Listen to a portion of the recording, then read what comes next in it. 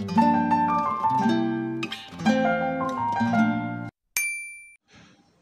Everyone, मैं हूं शाकिर। आप देख रहे हैं आर्टलाइन यूट्यूब चैनल। दोस्तों, मेरी पिछली 4 वीडियोस तो आपने देखी होंगी, जो लाइन पे थी और सर्कल पे थी, और कुछ मोटिवेशनल भी मैंने ऑडियो बनाई, ताकि आपको आर्ट की कुछ आवनाव हो जाए। दोस्तों, आज से हम एक बाकायदा स्केच करने का एक प्लान कर रहे हैं, और ये मेरे स्केचिंग पे हो सकता है मेरे 2-3 या इससे ज़्यादा भी हो सकती हैं पार्ट वाइज वीडियो होंगी, जिनको आप देख के अपने स्केचिंग को अच्छा बना सकते हैं, स्ट्रॉन्ग कर सकते हैं। लेकिन स्केचिंग से पे जाने से पहले कुछ ज़रूरी चीज़ें हैं जिनको समझना ज़रूरी है। सबसे पहले तो ये है कि आप जिस ग्रेड की पेंसिल यूज़ कर रहे हैं वो कौन सी है। तो आपको स्केचिंग जो है वो किस ग्रेड की पेंसिल के साथ करनी चाहिए, और पेंसिल कैसी होनी चाहिए। तो हमेशा स्केचिंग के लिए आपको लाइट पेंसिल लेनी चाहिए। लाइट में आपके पास, मेरे पास यहाँ पे 3-4 पेंसिल्स हैं उसमें शेडिंग के लिए। और मैं अक्सर जो स्केचिंग करता हूँ, ड्राइंग करता हूँ, तो वो मैं बिल्कुल लाइट पेंसिल के साथ करता हूँ। तो मेरी जिनके साथ मैं ड्राइंग करता हूँ, तो वो है एक एच पेंसिल। ये आप देख रहे हैं कि एच, अगर कैमरे पे अगर आप जाके देखें तो एच, सिर्फ एच इस पे लिखा हुआ है। तो ये एक लाइट पेंसिल होती है जिससे आप अच्छी स्केचिंग कर सकते हैं। और दूसरा, आप बिल्कुल एच बी भी कर सकते हैं। एच बी पेंसिल होती है, ये एच बी पेंसिल मेरे पास है। और मैं वैसे मैकेनिकल पेंसिल के साथ ज़्यादा स्केचिंग करता हूँ। इसका फ़ायदा ये है कि हमें बार बार इसको रेज नहीं करना पड़ता, बल्कि हम पुश करते जाएं इसको, तो ये इसकी आगे से नीडल जो है वो निकलती जाती है।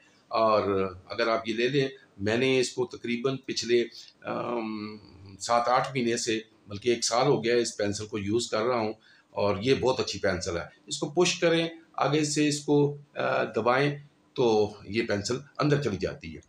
तो मैं हमेशा स्केचिंग इसी के साथ करता हूँ। और फिर ये है कि स्केचिंग करने का तरीका ये है कि आपको हमेशा स्केचिंग स्पीड के साथ करनी चाहिए। स्केचिंग करके फिर अगला मरहला जो है, अगला स्टेप आता है कि आप इसकी शेडिंग कैसे करें। तो आज चूंकि मैं कुछ आपको अपने स्केचेस भी दिखाने वाला हूं, ताकि आप शेडिंग को देख लें कि स्केच करने के बाद शेडिंग जो है वो कैसे की जाती है। अपने कुछ स्केच बताना चाहता हूं, पुराने स्केच। तो ये एक हॉर्स का मैंने स्केच बनाया हुआ है। तो आप देख रहे हैं कि इसके अंदर मुख्तलिफ शेड आपको नज़र आ रहे हैं। ये लाइट शेड है, फिर बिल्कुल लाइट हाईलाइट है, और यहाँ पे कुछ और टोन्स भी हैं। और जब वो सारे शेड्स जो मैं आज आपको बताऊंगा वो लगते हैं इसके अंदर, स्केच के अंदर, तो तब हमारा कोई भी जो स्केच होता है वो रियलिस्टिक नज़र आता है। इसी तरह मैं एक पोर्ट्रेट भी आपको बताना चाहता हूँ, ताकि आप देखें कि पोर्ट्रेट के अंदर शेडिंग कैसे लगती है। तो ये एक पोर्ट्रेट है, आप देख रहे हैं, ये मरहूम एक्स प्राइम मिनिस्टर हैं जुल्फ़िकार अली भुट्टो, ये उनका एक स्केच मैंने काफ़ी अर्सा पहले बनाया था। तो इसको भी आप देखें तो इसके अंदर भी आपको काफ़ी सारे शेड नज़र आ रहे हैं। तो ये शेड लगने के बाद ही ये रियलिस्टिक नज़र आ रहा है। इसी तरह आप एक और स्केच देख सकते हैं जो मैंने बनाया था, ये भी काफ़ी अर्सा पहले मैंने बनाया है। ये भी एक पुराना स्केच है। तो इसके अंदर भी आप मुख्तलिफ शेड्स देख रहे हैं। तो यही आज मैं आपको बताना चाहता हूँ कि इन शेड्स को आप समझें, और जब आप इन शेड्स को समझ के आप किसी स्केच को बनाते हैं, तो वो यकीनन आपका स्केच जो है वो एक रियलिस्टिक स्केच बन जाता है।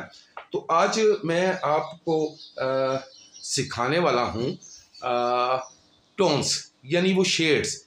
तो हम आर्ट की लैंग्वेज में उनको टोन्स कहते हैं।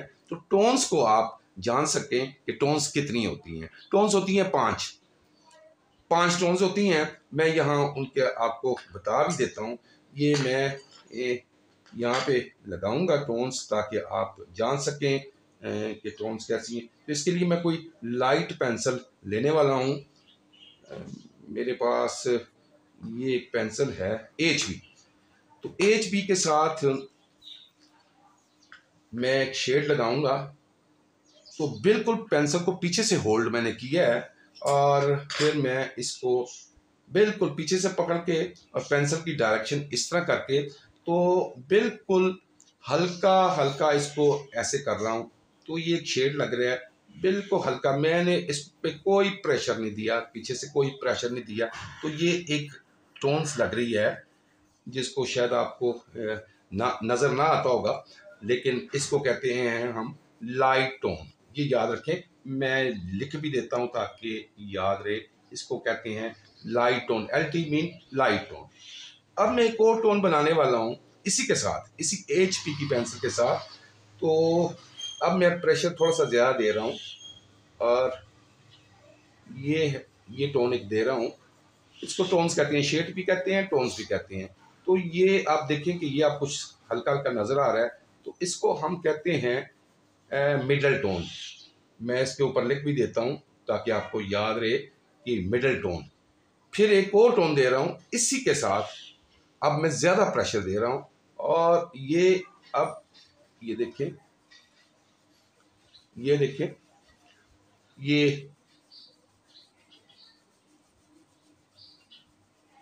ये मैंने पेंसिल को ज़्यादा प्रेशर दिया है। तो ये टोन बनी है। इसको हम कहते हैं dark tone, DT mean dark tone. ठीक है। अब मैं किसी हाई ग्रेड की पेंसिल यानी 2B ले सकता हूँ। 2B ज़रा डार्क पेंसिल होती है, 4B ले सकता हूँ। तो मैं इसके साथ एक टोन और बनाऊंगा, और पीछे से पकड़ के ज़्यादा प्रेशर दूंगा। तो ये मेरे पास 4B पेंसिल है, और इसके साथ मैं पूरे प्रेशर के साथ इसको दे रहा हूँ शेड। तो ये इसको कहते हैं वेरी डार्क टोन, इसको कहते हैं very dark tone. VDT mean very dark tone. अच्छा, एक टोन और भी आती है। मैं इसके लिए पहले ब्लॉक बना लेता हूँ ताकि आपको याद रहे। ये इसके अंदर कोई शेड मैं नहीं लगाया, कोई भी शेड नहीं लगाया। ये वाइट है, जो पे बिल्कुल वाइट होता है। इसको कहते हैं HLT मीन हाईलाइट टोन। तो ये हैं 5 टोन्स जिनको लगा के हम एक रियलिस्टिक स्केच बना सकते हैं। तो इनको जानना बड़ा ज़रूरी है। जब आप इनको जान जाएंगे, इनके नाम जान जाएंगे, इनको अपने स्केच में लगाएंगे, तो आप देखिएगा कि आपका जो कोई भी स्केच है वो बड़ा रियलिस्टिक होगा। तो बताना चाहता हूँ कि आइंदा हम एक सीरियल स्टार्ट करेंगे स्केच बनाने की, और उसमें टोन्स लगाने की। तो यही टोन्स, जिसको टोन्स कहते हैं, यही टोन्स लगाएंगे और एक स्केच बनाएंगे। और स्केच कैसे बनाया जाता है, वैसे तो बहुत सारे आर्टिस्ट हैं, यूट्यूब पे आप देखते हैं कि मुख्तलिफ तरीके हैं, लेकिन आपने स्केचिंग आसान करके कि आप आसान स्केचिंग कैसे कर सकते हैं, तो मैं अपनी अगली वीडियो में आपको बताऊंगा कि आप कोई भी स्केच आसान करके कैसे बना सकते हैं। उसके मुख्तलिफ तरीके हैं। तो यकीनन जब आप मेरे साथ रहेंगे तो आपको ये सारी चीज़ें आहिस्ता आहिस्ता पता चलती रहेंगी। तो अगले वीडियो तक इजाज़त दीजिए। हाँ, मेरे इस चैनल को आप लाइक करें, कमेंट्स लिखें और सब्सक्राइब भी करें, ताकि मेरे आने वाली हर वीडियो आपको बर वक्त मिलती रहे। तब तक इजाज़त दीजिए। हाँ, हो सके तो बेल के बटन को ज़रूर दबा दीजिए। तो तब तक अल्लाह हाफिज़।